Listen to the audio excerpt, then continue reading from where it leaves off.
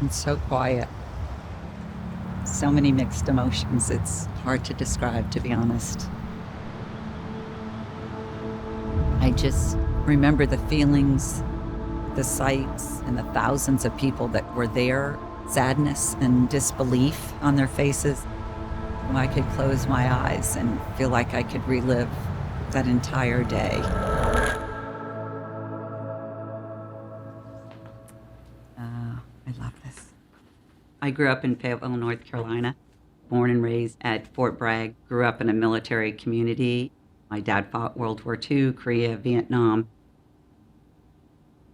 I think I never fully understood war. But when this happened at the Pentagon on 9/11, it became clear to me this is what my dad experienced.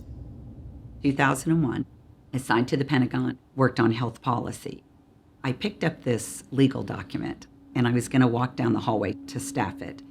And I remember walking out in the hallway and someone yelled, "The World Trade Center has gotten attacked."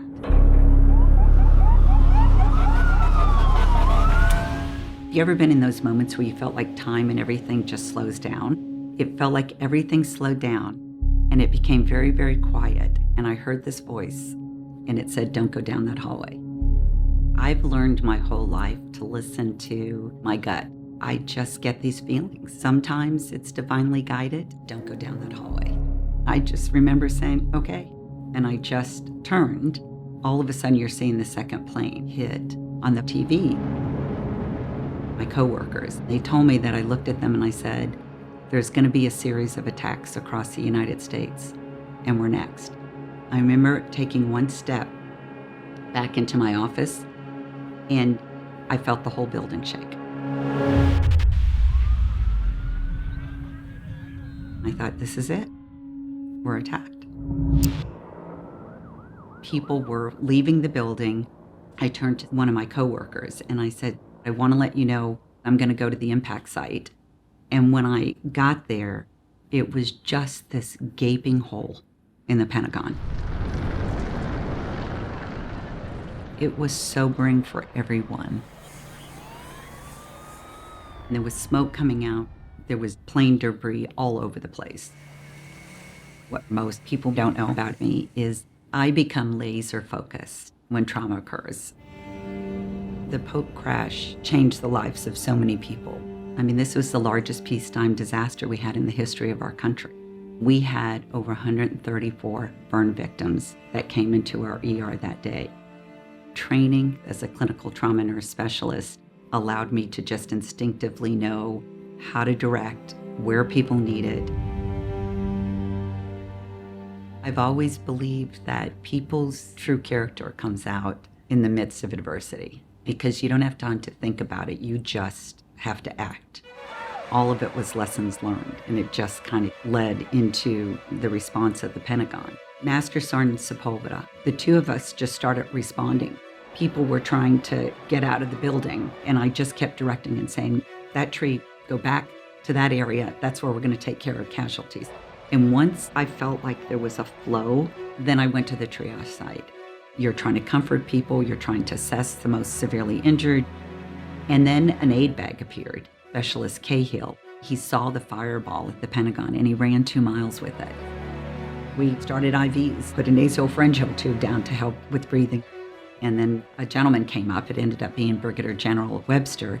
His pants were singed because he was going in and out of the building, helping to save people. And he said, what do you need? I said, I need your belt because I need a tourniquet. And he took his belt off.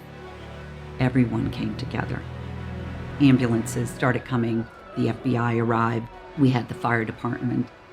But for a period of time there wasn't anybody. And it was literally battlefield triage that was being done in the grounds of the Pentagon.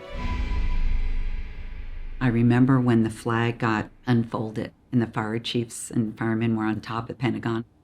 It hit me for the first time in my life that I think I understood what it meant to be the United States of America.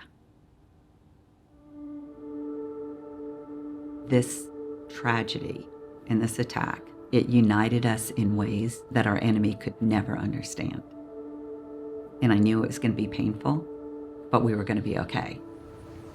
The fear of thinking, is there someone I know in that loss, did not hit until a couple days after. Our areas were uninhabitable. The building still had smoke. The building still had areas that were on fire. The building still had jet fuel. You could smell it. I had to look at the list of the names of the casualties. And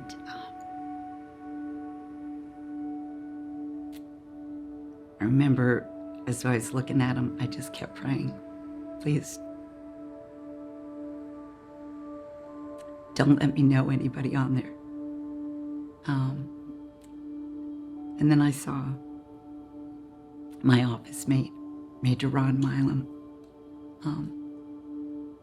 and then Sergeant Major Lacey Ivory, and Lieutenant Colonel Karen Wagner. And I remember thinking, it's so hard to look at this list.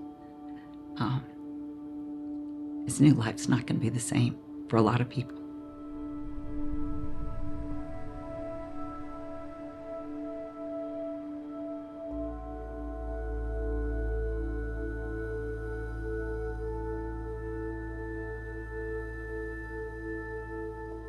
None of them woke up that morning and thought their life was going to end. They left for work, thinking they're coming back home. Their family thought they'd be coming back home. Their children thought they'd be coming back home. I remember thinking how blessed I was that I survived. But you just felt this enormous sadness.